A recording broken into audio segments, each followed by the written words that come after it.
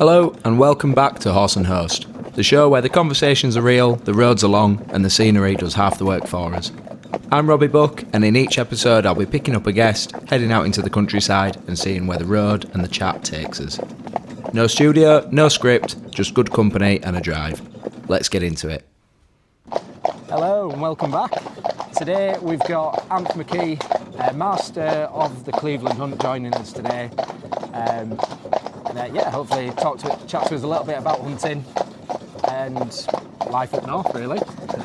So, found us all right this morning? Yeah, apart from someone forgot to tell me that the road closed, so we had a few 3-point turns, but we got here. Very good. Well, we've got you here to talk about hunting today, and just like to find out a little bit about how you got into it, really, like where it all started for you.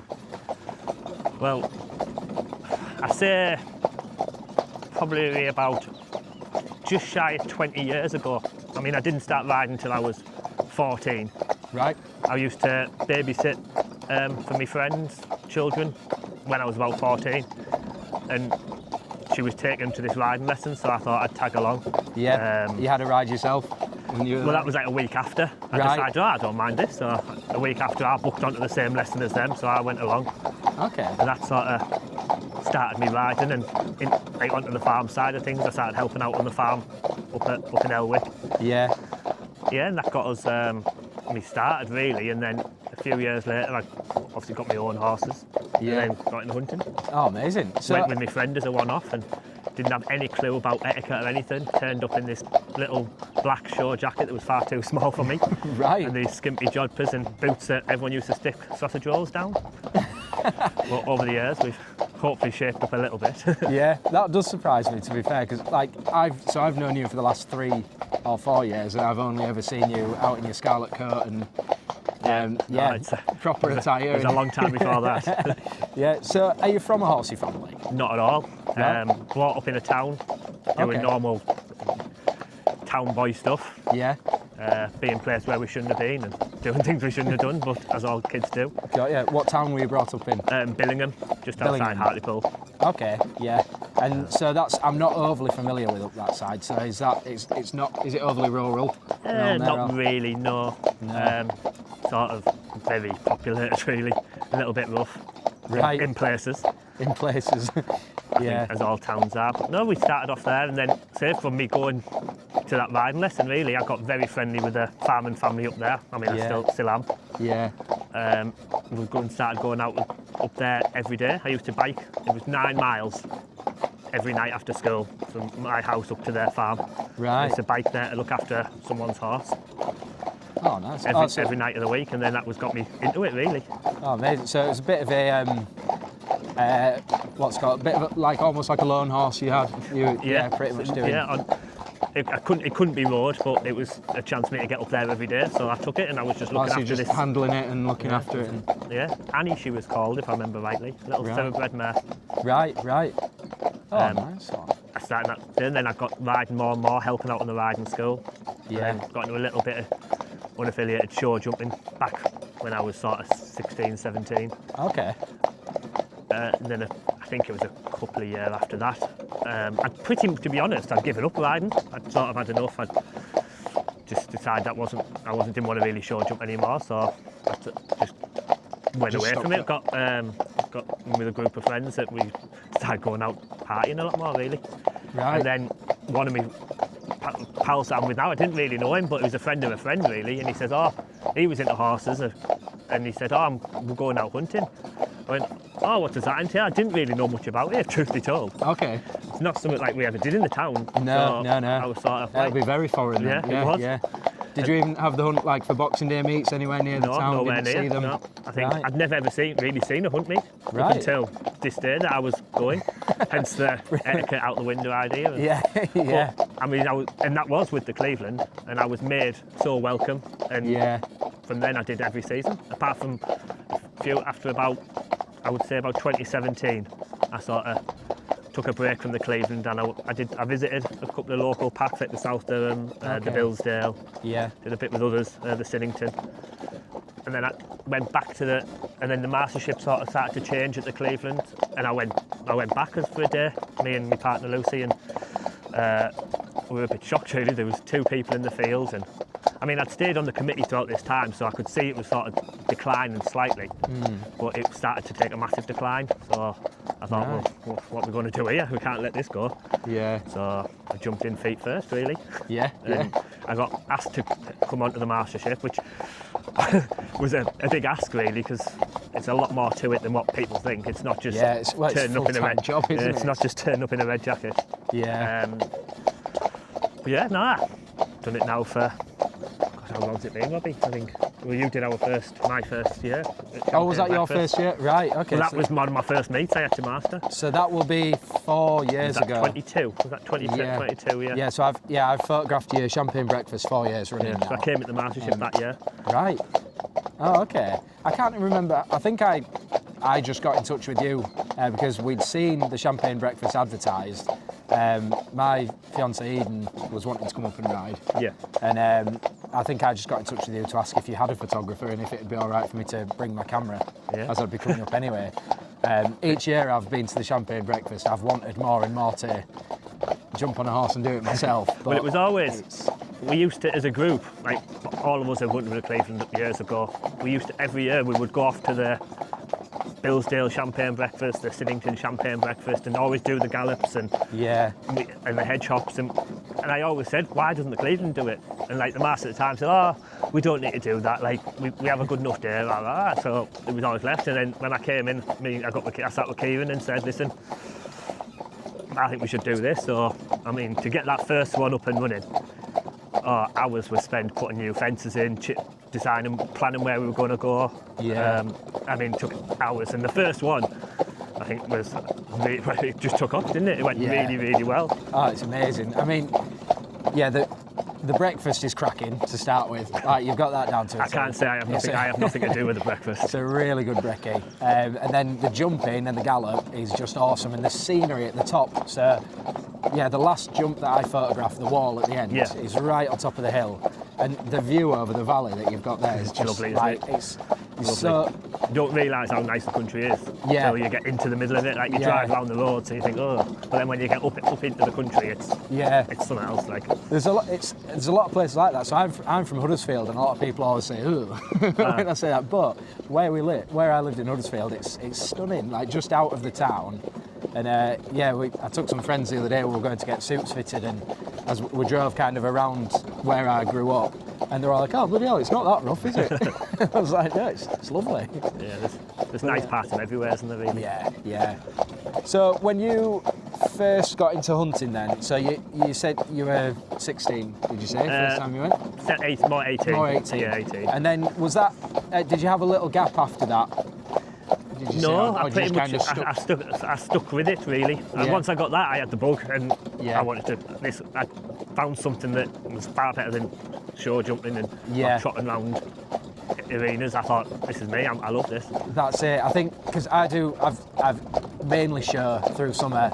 As far as riding goes, I don't do a lot. I'll hunt a bit in winter, but I'm mainly driving myself. But there is something on the hunt field that you just cannot get from any other discipline. Yeah, no, and I think it's just being in the countryside, like places where you're not normally allowed, and like every hunt has a sort of different field, every hunt has a different crowd of people, and I think for me, I've always found the Cleveland, even before I was involved, I was just like as a field member, as you say, I've always found the Cleveland to be that just a lovely crowd of people. Yeah. No, and it's gone through different types of people, it's gone through different masterships, and it's always been a very friendly family hunt. Yeah. If that makes sense. No, definitely. I mean, I'm yet to go to a hunt where I haven't felt welcome. Yeah. But the Cleveland in particular, like say 4 years ago, that we came up for that one day, and we've been back. I mean, if we were closer, we'd come.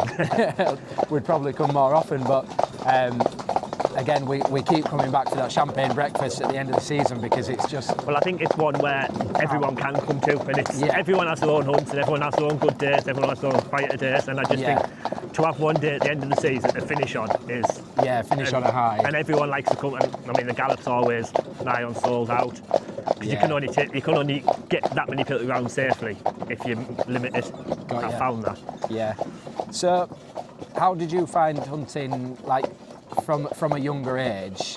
It's got a stigma around it that it's expensive, it's for the well-to-do, it's for that kind of crowd. Like, what was your experience of that? I think I stood up and I said, I did a speech at one of our meals a couple of years ago, Yeah. and there was a lot of landowners and everything there, and I think I turned around and said, everyone, and I think the words that you used, everyone thinks that there's this stigma, and I went, and I'm stood here running it, and I'm probably one of the poorest people in the room.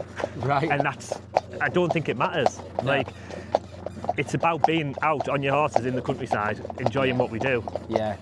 And where else are you going to get that sort of sport? No. Like, we lay trails, we do what we're meant to do, and that's how we have good days. And it's nice, again, you don't see, in many other walks of life, you don't see the age variety of friendship, do you? So we've friends from hunting who are, there's kids who we're friends with from hunting, and then there's people 80 plus who've recently only just hung their boots up, and and again, they're all friends. And like, it's sort of like an extended family in some respects. I mean, we've got girls that hunt with us, they still come out hunting with us now, and they have done since they were 4-year-old, fighting over the first pony.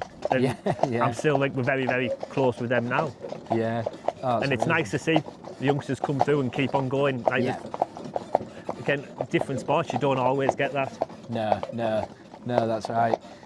In the early days of you hunting, how often would you go out per week? Were you out every weekend? Were you out every Saturday without fail? And I mean, look, I can remember days where it'll be hammering down with rain, or you think it's a bit icy, and we sometimes sat at the yard waiting for that text to come to say hunting cancelled. Yeah. But it wasn't, so you thought, no matter what it was, like, well, it's on, we have to go. The fear of missing out was far too much. If they were out, you were out, and that was it.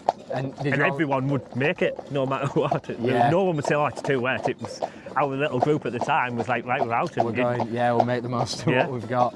And we were always home with the hounds out until they came back. I mean, the amount of times we've gone and gone and gone, and it's been coming in dark, and we've been like, we'll have another trail, come on. Yeah. And we've had to get horses picked up because we've ended up that far away. But it's just, they're the days that you, like, and we do them sort of days now. You can go as long as you want, really. You can. Yeah. And it's just, you never ever want to give up what you love. No, definitely not. So, how does a typical day run for you at the Cleveland then? So, almost treat as if I have no idea hunting whatsoever, but more for the viewers. What is a day hunting for you guys? How's it all set up? How does it start? About a week before, when I start opening the country. But no, normal meet time, so everyone gets sort of parked up 10:30. I always try and make sure we're parking at a meet, so we don't have to, no one's like hacking in or anything like that. And we just set away at 11 o'clock, set off, and keep going till everyone sort of thinks we've had enough. Got ya. And as far as the trail hunting side, obviously the trail hunting side of things, some hunts do it a little bit differently, whether they're laying a trail off a quad, or if they've got someone on foot or someone on a horse. We don't have any quads coming out with us at all. Right. A lot of our landowners have trouble with people on quads crossing the land illegally, so we don't bring any quads out. So we do all our trails off what normally one of the whips will go off and do it, or I mean, sometimes I can go and do it myself if I'll appoint someone else to field master, or we send one of the more experienced members of the field will happily go and do it. So everyone can take a turn. And I think it varies up the sort of trails that we do by letting other people do it. Oh, definitely, yeah.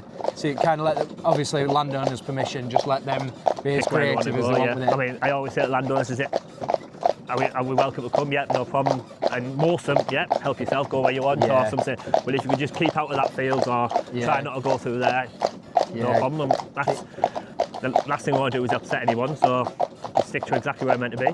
Yeah, definitely. And we always have an idea where we're going to have them. me and Kieran will sit and say, right, trail area 1, and it's in that area. And obviously, Kieran won't know where the trails are. We have to make him work for it. Brilliant. No, good. So, and then that you'll obviously your rough plan will be mainly as well keeping the field entertained, won't it, and making sure they get a good jolly. Yeah. So I normally we'll set off the first trail, and then Kieran will sort of hold up a little bit, and I'll find some jumps, or we'll go for a little gallop around this field, or we'll go and canter over there, and then the hip fast will start, and everyone has a little sip, and we just have a laugh all day. There's always someone to joke with, and there's always someone to do a bit of tomfoolery. It's normally me. Yeah, I can't say there's ever been a dull day when I've been out photographing with you guys. It's a hell of a laugh. Yeah. No, they're a nice crowd of people, and like everyone gets on, and there's no sort of animosity amongst people. No, it's just, definitely not. And I think that's the thing with hunting. It's people from every walk of life. Yeah. And they all come together and all get along, and and that's something lovely. that It is lovely. That's something that the outside looking in don't really see straight away, isn't it? The different walks. I mean, one of my best moments of this season has to be on the champagne breakfast, and there's a little girl who's hunted with us 3 years now, I think. She comes with her auntie, and she's been learnt to ride the last few years. She comes out hunting whenever her auntie's out. Yeah. And last year she fell off. She just started jumping, and she had a fall at one of the fences. Oh, bless her. And then this year, to see her then say, right, I want to jump that again, she went over on ponies, jumped the fence absolutely fine. And then when I came round and I saw her jump the wall throughout the day, I was like, that's what it's all about for me. Yeah. Watching the youngsters come through and seeing confidence, the kids like confidence growing and enjoying their day like we used to 20 years ago. Yeah. Oh no, that's amazing. You get given so much confidence from the people around you as well, don't you? Yeah, 100%. And I think none of you would be shy of saying if someone was maybe not capable of doing a certain thing, you'd say, well, maybe. There's a way around just there, and I think one of the funniest moments with us is my son Leo. He comes out with us week in, week out, and he goes off and he spends his day up with the hounds all day. He says the field's too boring for him, so he wants to be with the hounds. And we were following them one day, and Kieran went over this fence, which was a bit bigger than I would have wanted to have done. And then I thought, I won't take the field that way. And then Leo jumped it, and I thought, I'm going to have to go now. So I was shown up by a 13-year-old child at the time, so then I had to go and jump it. Well, he's some jockey there. So was it last year's closing meet, champagne breakfast? I think it wasn't enough to finish the day where you did. You had to start a game of Chase Me Charlie as well, I remember. I'm sure I was against that idea, but I think I got my horse took off me. But then your son won, didn't he? Second, I think he came second, on his little cob. Yeah. No, just fantastic. That was hilarious. Yeah. That was one of the best ends to a day's hunting in the Fox Park that I've seen. It's nice having him coming out with us as well. Like it's a sort of, my partner Lucy, she's out with me every week, and it's a family thing. We all do. I mean, little Harry, my youngest son, he's not really horsey. He'll lead the Shetland around and tells he'll learn to ride next year when it's warmer. Yeah, he's been telling me that for the last 4 years, so I don't think there's never two the same, is there? And I think. I mean, how many activities, like sport activities, can you all do as a family like that together? Not that they all enjoy. I mean, Harry comes to some of the meets and watches us off, shouts "Be careful!" and gets back in the car where it's warm. Don't blame him. To be fair. When the weather's bad. Yeah. So in between your, I say work as a huntsman, as a master, because it is work what you do, opening country and clearing country, and so what do you do outside of being a master? So I'm a full-time poultry farmer. Okay. I run a little 100,000 bird site up in Hartlepool. Okay. What kind of birds? Broilers. Oh, broilers. Right. Yeah. So I'd say that's my part-time job, and hunting's my full-time job. But don't let my manager hear that. So part-time is in just 5 or 6 days a week. 6 days a week. Yeah. We get one day off a week. Yeah. So does that mean you're hunting one day a week then through the season, or do you manage to get? I put holidays in. Oh right. The other day, we're out twice a week. I save holidays all summer. so I can go hunting in the winter. That'll eat out of your summer holidays, won't it? Yeah, but it's still, we work it well, and we plan where we want to go and what we want to do, and it's not too bad. No. And a good thing about the poultry farming job is it is very, very flexible. Yeah. I've got good area managers, and it is a flexible job, so Oh, that's brilliant. I can get up early and get my jobs done and whatnot. So it fits in with the lifestyle. Really. Yeah. And have you always done that? Again, that was a few years ago. Well, around the time I started hunting, actually, I think that's where my life took a very different turn. Okay. I used to work for Virgin Media in the call centre. All right. And That's a curveball. yeah, well, that's where, and I'd always had like inside jobs. If it wasn't, I was at Tesco for a while, and then this job at Virgin Media. Yeah. And then I always knew that's not what I wanted to do, but I didn't know what I wanted to do at all. And then I sort of left there. Another curveball was I picked up a summer job as an ice cream van. All right. Driving round Hartlepool. Oh, amazing. For 6 months selling ice creams. And I just happened to, at this point, I was on a livery yard up that way. Yeah. Again, helping out on the farm, and we were sat in the kitchen having dinner, and the farmer said, "Oh, there's a job going on the chicken farms." Again, never been on chicken farm, didn't know what it entailed, but I thought, oh well, it's a job on a farm, I'll have a look. Yeah. So I applied for it and met the area manager at the time, and he said, "Yeah, you can start on Monday." So Right. that's where that one started, and that was, I think that was 2009, I want to say. I think I started there. Right. So Okay. I've been, and I used to work around. We have sort of 12 farms in our area. Yeah. So I used to work, in farm between. work on them all, and then Right. I got promoted to a relief manager, so I would go and give the farm managers a day off. Brilliant. Right. And then the farm I got came up, and I thought, right, Yeah. I'll go for it, and I've been there for the last 10 years. God. But I suppose routine-wise, it will work quite well with the hunting because it's fairly military on the poultry farms, isn't Yeah. it? With you, Yeah. I remember I worked when I was younger. I worked on a duck farm in Pocklington, and just for a summer or so, and it was the routine of in and out with the animals. Like Yeah. it's Well, see, I think the birds look after themselves, really. We're just there to make sure the bed welfare's up and feed up. Yeah. And So it's not a bad job, to be fair, and it fits in so well with the lifestyle. I mean, Yeah. me and Lucy have far too many horses. Yeah. Like we've got between me and her, and Leo has the one.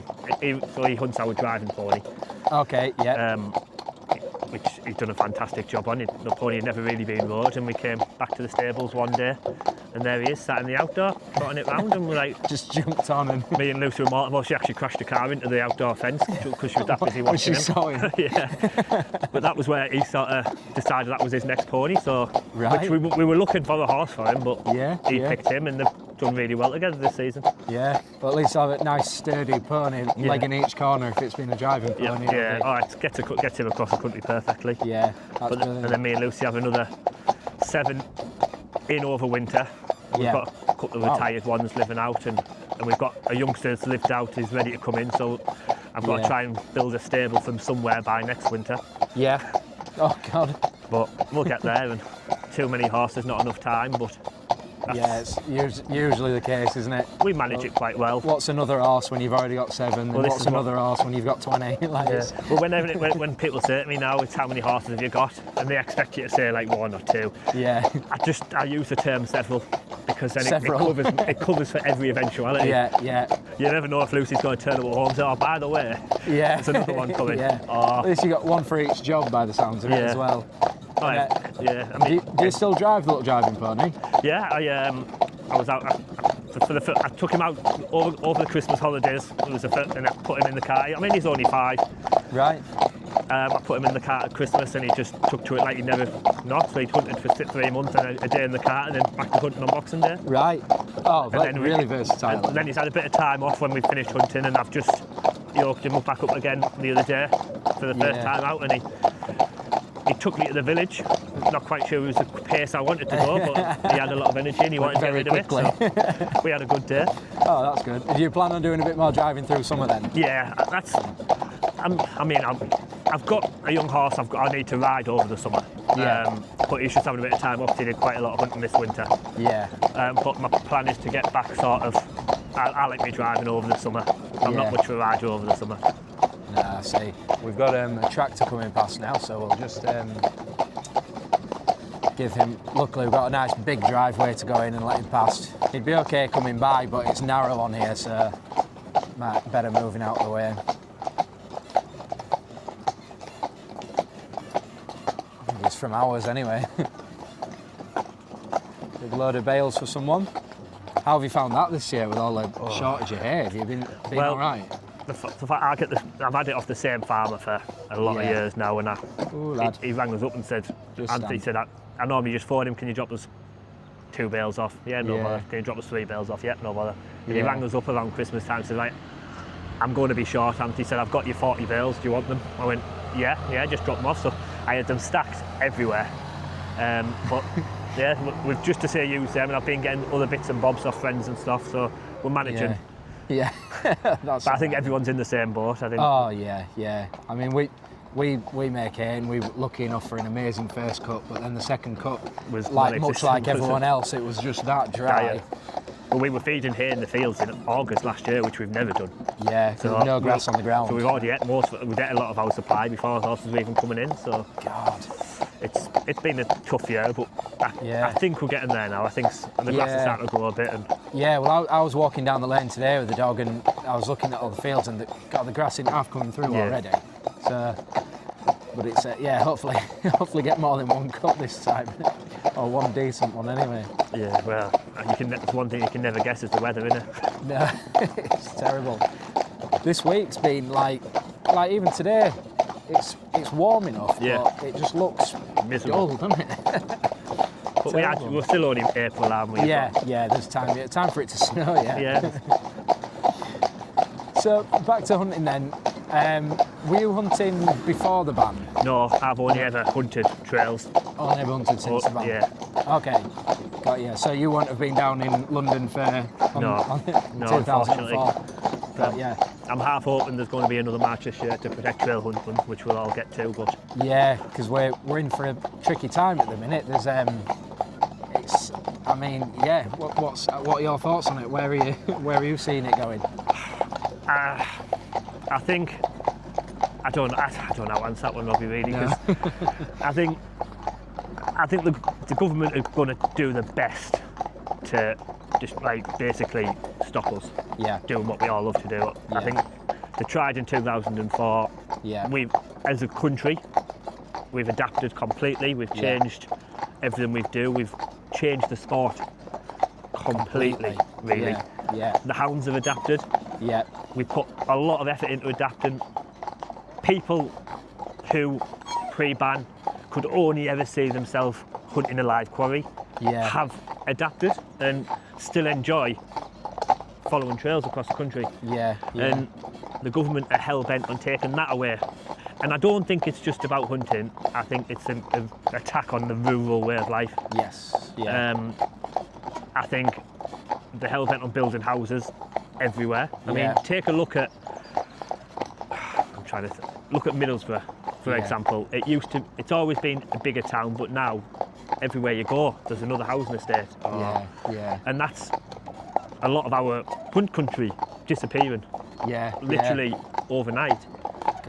And that's the way the government wanted to take things. And I think that's trail hunting's the start of bans on a lot of other things. I think it'll go down the shooting lines, which, the League Against Cruel Sports have already come out with that. They said once we've got rid of hunting, as they say, getting rid of our way of life, they're going to then start on shooting and take away that way of life. And it'll hit fishing, it'll hit racing, and this is where I think we need all these other country sports to see what's happening. Definitely. Hunting is the first of many, I think, and it's an easy target, isn't it? I think the rest of the countryside need to be behind us.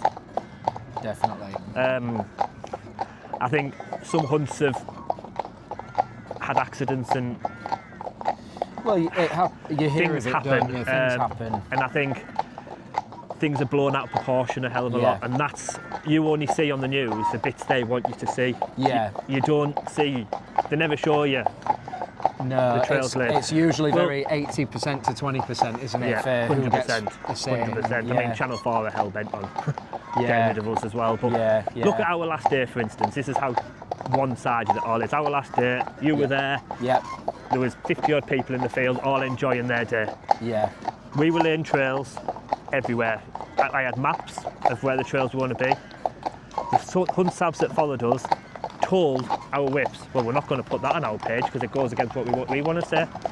Yeah. And that's what exactly. They're only reporting what they want to. Yeah. So I think, and that's what people are seeing. They're not seeing us in the field having a lovely time. No. They're not seeing the hounds following the trails. They're not seeing the work that goes into hunting, the work what we give the community. We go into pubs with 40 people for a meal. Yeah. To say thank you for hosting us. Yeah. That pub's then made neck end of £2,000. Yeah. Just off of us going in one night. And that's and you multiply that across every single hunt in the country, and you know, it sharp adds up. Yeah. I mean, look at, I don't know what a lot of farmers would do without the fallen stock rounds. This is what the government aren't seeing. the more you look into it, the more roles you see are going to be highly affected. I mean, it's again minor compared to a lot of other things, but my photography business would probably fold because yes, I photograph the hunt through winter, but then through summer I photograph pleasure rides and I photograph one-day events and I photograph hunt balls and things like that, and they're all things that fund the hunt. Now, if there's no hunting, then all of them jobs that I do, they'll disappear. And I don't think they're realising the that's just one massive effect example. that people think you're hunters, that is it, and we're a small community. We're not. We're a massive community, massive. Like the support we have is unbelievable. Yeah. But people just need to come forward and share that support. And it's been, I mean, hopefully not too little too late, but like recently, the last few years so I photograph also for the York North and West York, and our Boxing Day meet has been at Massam, and it's been, there was 2,000 people on foot in support, 2,000 people on the ground who came out to watch the hunt, over 75 riders mounted. And it just shows how many people. You look at the videos across the country, and I think every hunt had massive. I mean, we had by far the biggest foot following this year. Where was your Boxing Day meet? Great Ayton. We meet on the village green in Great Ayton. Yeah. The pub like the pub on the green, the Royal Oak, put a meet on for us. Yeah. Oh, amazing. And it's a day where I'm proud to stand in front of people. And thank them for coming to see us. Yeah. And every year you see the crowds, the last 2 or 3 years have got bigger and bigger, but this last 2025 was just massive. And I think across the country it was massive. And where we come and we trot up the high street, you turn the corner, you see all these people. And it's weird because you don't see faces, you're just seeing crowds because there's that many people. And everyone's cheering you on, and it's sort of like the hairs on the back of your neck stand up when you're going up. It's almost start now, just like, just again, because it experienced it myself, and it's like nothing else, is it? And it's just, again, we just need to keep that support up, and everyone coming out and supporting, especially on big days, big advertised days like Boxing Day.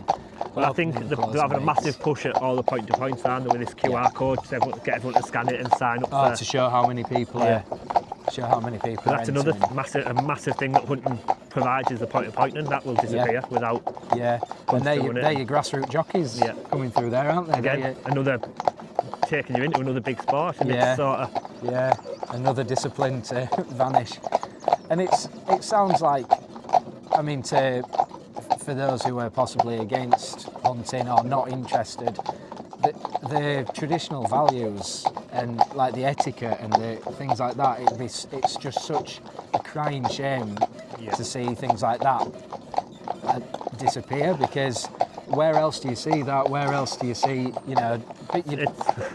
people used to go to the shops in a bowler and a suit and tie, and now, obviously it's not. I mean, like, a lot of like grandparents like yourself get up and it's a shirt and tie every day, no matter what. And I think hunting is a very disciplined sport, and for that discipline you need the etiquette. Yeah. And I think etiquette, is like a difficult subject really, because I think you want everyone out following etiquette and looking smart, but you also want to be open to everybody as well. So I think you've got to, I don't mean change etiquette or anything like that, but I think you've just got to be very adaptable with it. I mean, as long as everyone turns up, looks smart, and is enjoying their days, as long as they're not turn up in like silly clothing and things like that. You know what I mean? Of course. Got to, and I don't mean turn a blind eye to things. You quietly check things and you quietly sort of have words. I'm not one of those field masters that's going to go, "Where's your hairnet?" And they say, "Oh, sorry, I haven't got it." Well, you have to go home. We're not about that. No. I mean, because that person's then going to feel very sort of like, oh.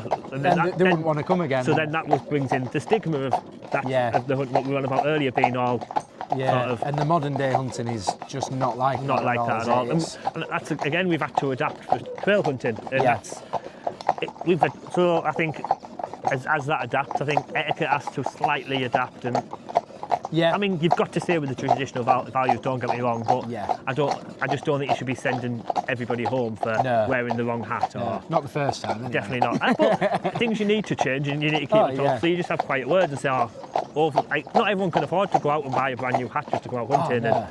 But you still want them to be able to come out hunting. You've got to make it accessible, and I think that's why we're doing so well at the minute, because we've made it very, very accessible for everyone. And I try and welcome everyone as best I can and look after everyone. I mean, if somebody falls off, the field stops until that person's sorted. I don't take anyone anywhere. I've been out on other hunts before, and I've known people fall off and they're still ongoing, and I just think I'm not about that. I mean, it's like back in the day, like pre-ban and many years ago when they weren't trail hunting, like if a rider falls off, they're running for a reason.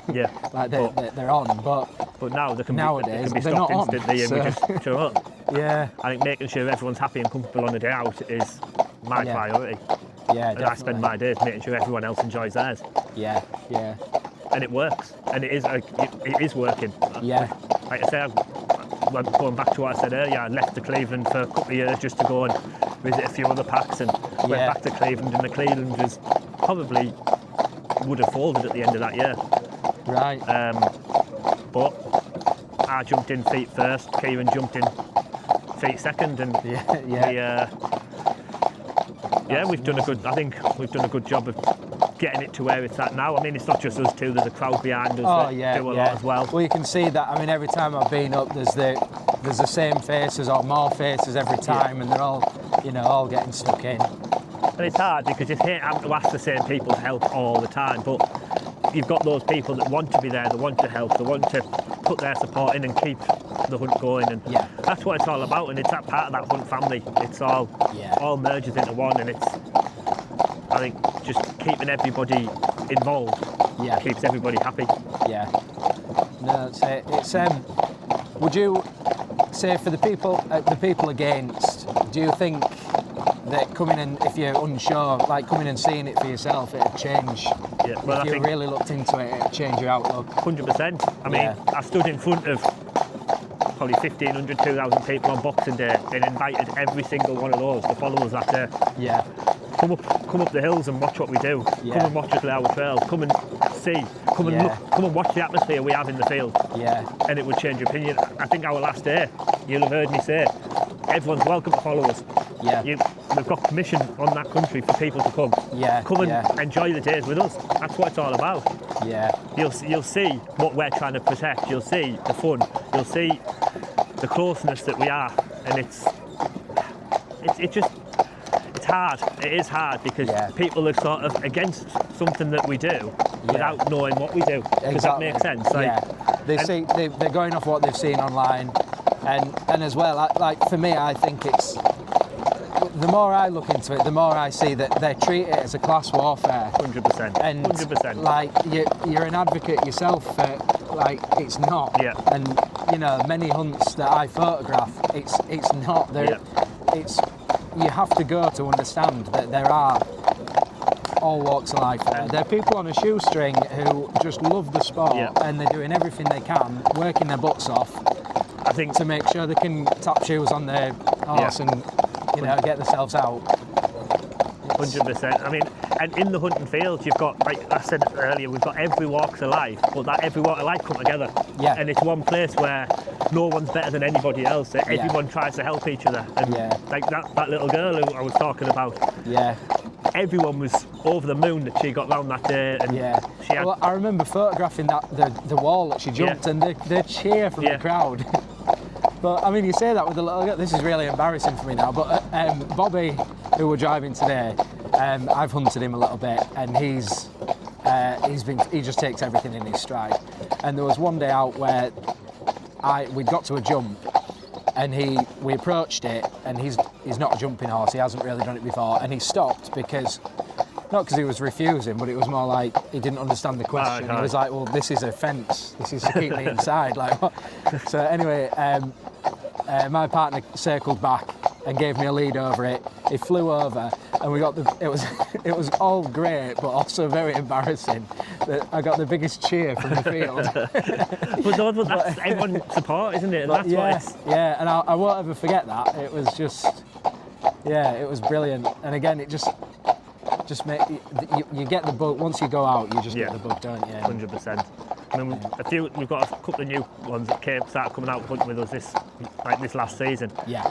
And they barely missed a meet. Brilliant. Absolutely loving being out and going places that not normally allowed to go, and enjoying the countryside for what it is. That's another thing. I mean, they even through summer on the pleasure rides and things like that, but especially through hunting, you get to go around such beautiful parkland that you'd never ever get the opportunity to ride around otherwise.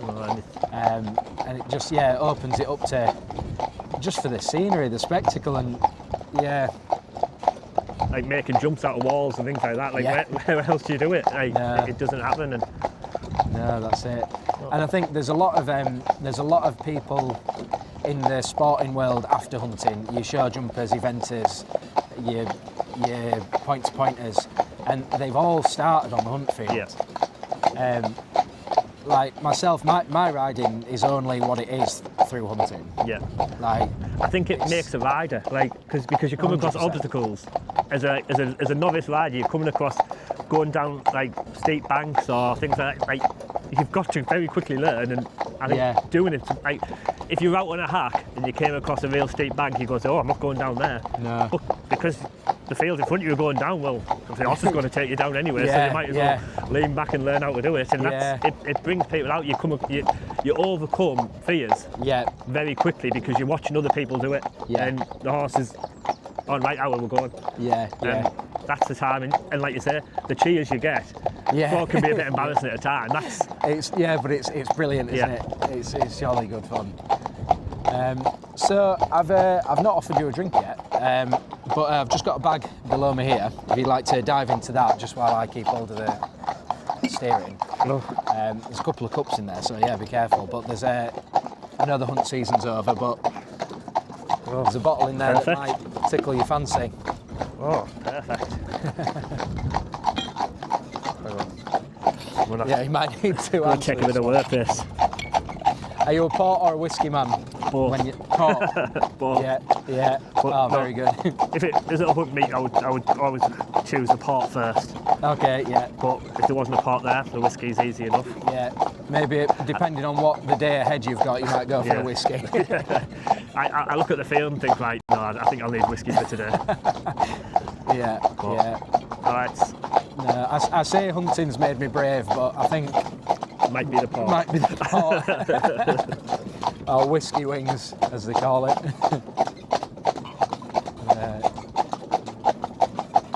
I'll have a quick sip and then I'll let you keep hold of that glass. There you go. You dive in. Have you fill your boots. Steady, mate. Lambs, sheep. So we're on Bobby Dazzler today.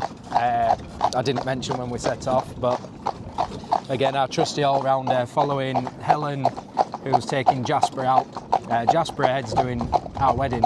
All right. In a few months, and so he's getting in shape for that. much like I should be really, but... What's he doing, leading you in or leading in? Or?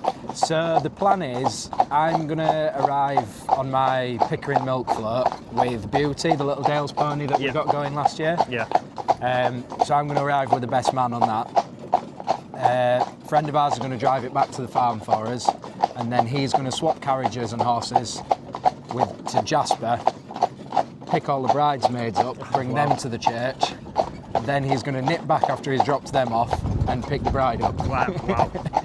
But luckily the farm is like 5 minutes from the church, so not too bad having a bit of back and forth there. Lovely. Sounds like, I hope you're going to have a drone up. Yeah. Being a photographer. Yeah, well that was a big question, like what should we do with photographing the wedding? And Ian was saying, well, we could just use all your equipment and get someone to come and photograph for us, but I thought, much of the photographers I know myself, I've turned down every wedding I've been asked to photograph, and not everyone. Well, no, we'll get on to that. But it's a different. It is a different eye and a different niche. It's a different animal. Like I say, the only people I photograph are drunk people at hunt balls and charity balls because I can deal with that. But if I'm asked to stage a photograph with people on the ground... You generally make me look good in a hunt ball photo. So. Yeah, that must be why I'm doing so well with it. Exactly. Make young people look good. That's it.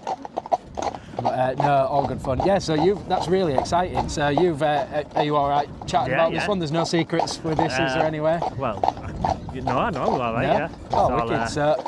So I've been lucky enough, I've been asked to photograph my first wedding, to which I said no to start with, until I was explained what the gist was. I don't think you were taking no for an answer though, really. No, not for this one.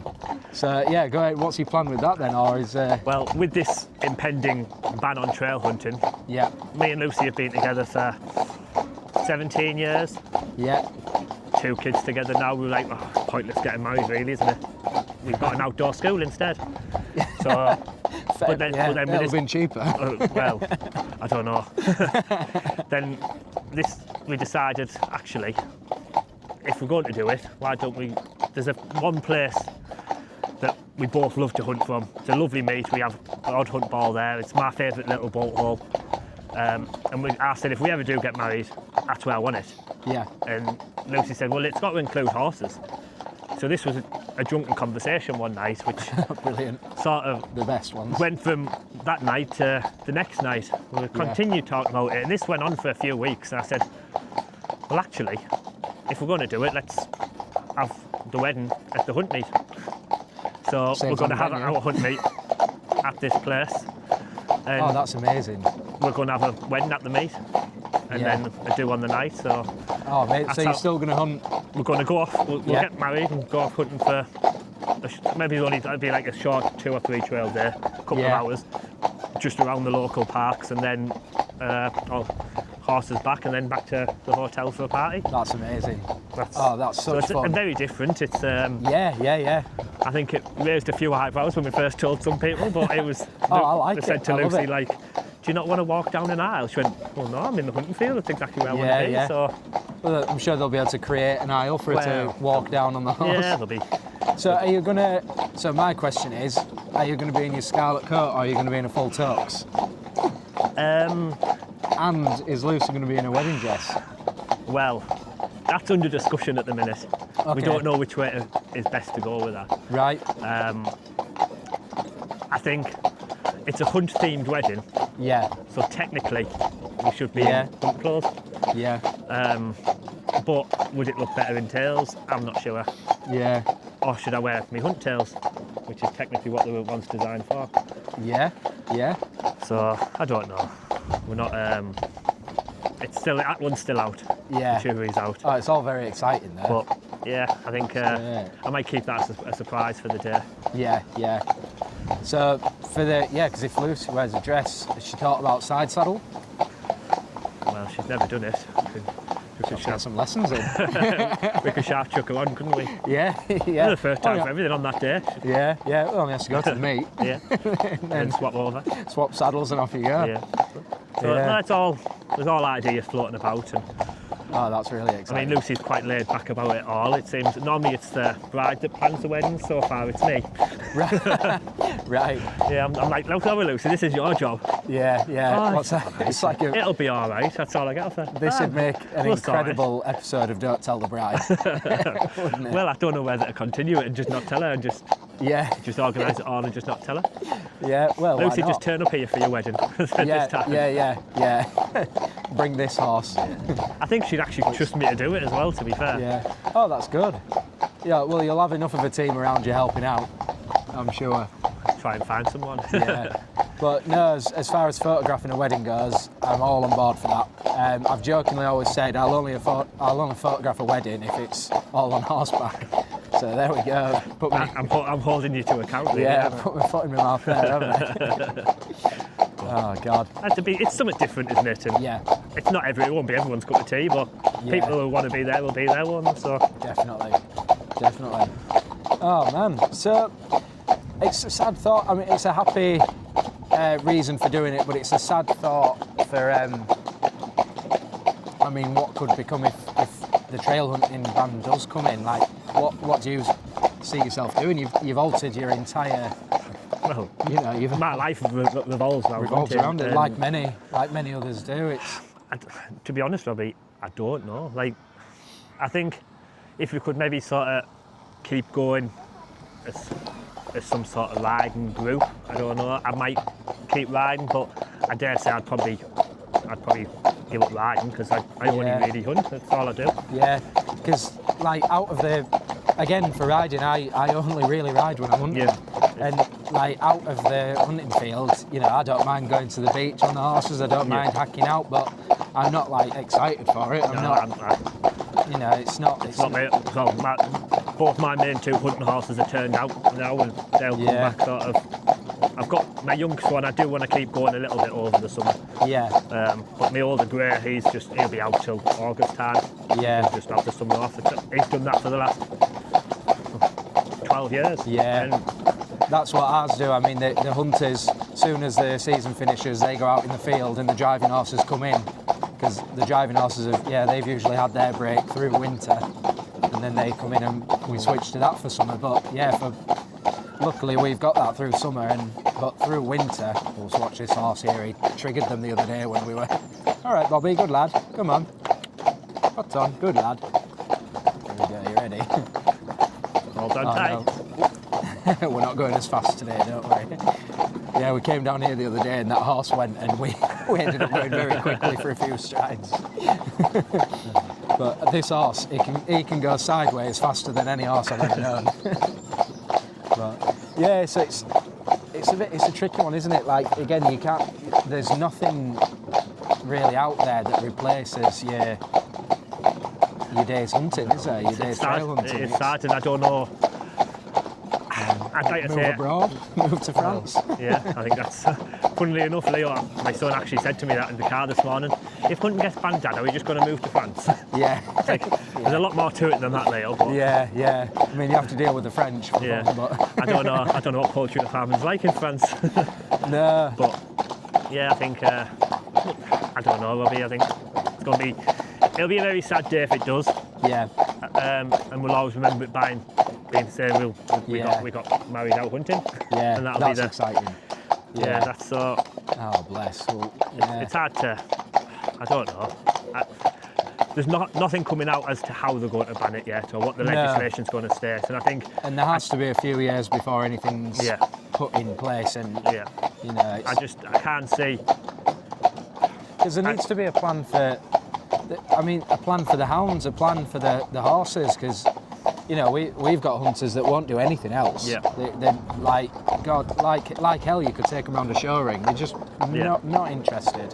Can't even hack them around the village. Well, that's for the government to stand up and tell us what they want us to do with them, isn't it? There's nothing we can do. Right? How can you rehome a full pack of hounds? It's not viable. Well, it's not fair on the hounds that have lived together all their lives. Yeah. To then have to be split up and for people saying they could go to the bloodhounds and stuff, like that's a different story completely, isn't it? Like they'd have to relearn their instinct. They're used to picking up a certain scent, and that's what they're trained to do. Yeah. They pick up that the trail that we use, and Yeah, that's what they know. Training to like the clean route's completely different. yeah, So I don't know. I mean, it could be doable. I don't work enough with the hounds to be able to say no, yes, I know on that one. I'd like to think that as a group of people, we can stand up and be counted and sort of say, no, you can't do this to us. yeah, You've took away so much from the countryside already. yeah. You're Well, the attack on the farmers. Hurting to the start farmers with. in more ways than you can imagine. And Yeah. are continuing to do that. I think Yeah, it's about time actually know the countryside needs to be listened to yeah, and needs to hold the government to account a little bit and sort of say Yeah. you can't get what you want all the time. yeah. There's too many people. Because it's rash, and the guest speaker that you had at the which thank you very much for inviting us to, by the way, the yeah. Gentlemen's Club dinner. That was fantastic. Yeah. Very different sort of a night, isn't it? It's, Yeah, but the guest speaker there said something I've never thought of before, but how correct he is, which is since the ban came in 2004, where are the studies to show how that's already affected the countryside? You know, it's like that itself's had such an impact, because people don't realise that they just see blood sport, but they don't quite realise that it's management. Yeah. And you know, Well, I mean, it's funny how big wildlife charities can change the stance on things, because it was very public in the paper a lot of Yeah. years ago. yeah, Probably our main animal rescue charity, yeah, openly saying that hunting was the best form of forgot the word. it's like wildlife management. Yeah, sorry. basically, Hunting's the best form of wildlife management that there is, yeah, yeah, because it's been done properly. yeah. Whereas you go out shooting, is it right? I don't know. Yeah, because they're shooting something that was bred to be shot, Yeah. if you know what I mean, which Yeah. is like, there's almost more argument against that, isn't there, than hunting? I mean, it's, in fact, like, as far as, like, culling goes and things like that, it's like they've been, look at the overrun with deer at the moment, and they've Massive. been mentioning on the news that they're going to open up the regulations on shooting deer on your own land and things Yeah. now, and because it's the only way to sort out the manage the problem that they've Yeah. created. Yeah, yeah. The best one I heard on the radio was people were ringing in. I'm very boring what I was listening to the other day, but people were ringing in with what they should be doing instead of culling them. And there were ideas of having deer sanctuaries. Yeah. And it's okay, so take a wild animal and enclose it instead. I'm sure they'll really Yeah, appreciate 100%. that. Well, I was actually reading, I mean, this is how silly people can be when they don't think about what they're saying. I was reading on one of the animal rights pages one day that they want to reintroduce wolves back into society. Right. Like, yeah, yeah. what? I mean, really? Brilliant. Yeah. I'd let them go and let it out with the motorway and just Yeah. have a chase around the woods with it. Yeah, yeah. They don't think about what they're doing. Like, Yeah. they were got rid of for a reason. Yeah, well, of course, yeah, because they were our Yeah. biggest predator. Yeah. So, I don't know. But there you have it. But yeah, I mean, long may it continue. I hope everything Yeah. goes the right way. But I think at the moment the best we can do is support it and Yeah, I think And- all everyone can do is support it. I think Support it the and more enjoy support it. we've got, yeah, the better our argument will be. If yeah, people support us but don't think that their name on the piece of paper will count, well, it really will. does, yeah. Every single name on that will count. Every person going to a march if we have one. I Yeah. don't know if they're planning on. But yeah, the only way we're going to beat it is by numbers, yeah, yeah. if that makes 100%. sense. Yeah, yeah, stand together and yeah. No, well, that's amazing. Well, I really appreciate you coming along with us today. Oh, thank you very much for inviting us. it's I've been really enjoyed myself, and Yeah. Bobby's gave us a lovely ride. Yeah, brilliant. We'll have to have you back on the cart through summer when the Yorkshire Driving Club starts again. Oh, and- definitely, yeah. And get out to the pub. Yeah, 100%. I'll fetch little Boise along in his, Yeah. not as a smart setup as yours, like, but Oh no. Well, that's the Yorkshire Driving Club's really inclusive. It's for everyone, you know. And if you're unsure or something's not right, again, a bit like your hunting scene, they'll let you know, and Yeah. they're not going to send you home, like. But you know, everyone's there to help each other, and yeah, it's a really nice scene, the Yorkshire Driving Club. I look forward to it, Definitely yeah. recommend Definitely. getting into that. But yeah, no, thank you again for coming, and No. we'll see you if not before next season. Yeah, no, definitely. Thank you very much for having me, Robbie. Very much appreciated. Oh, thank you. Till next time. That's all for today's drive. Huge thank you to my guest, Master of the Cleveland Hunt, Anth McKee, and to all of you for coming along. If you enjoyed this episode, don't forget to like, subscribe, and maybe even give us a share to tell all of your friends. Ta-ra for now, and we'll see you on the next episode of Horse and Host. Trot on!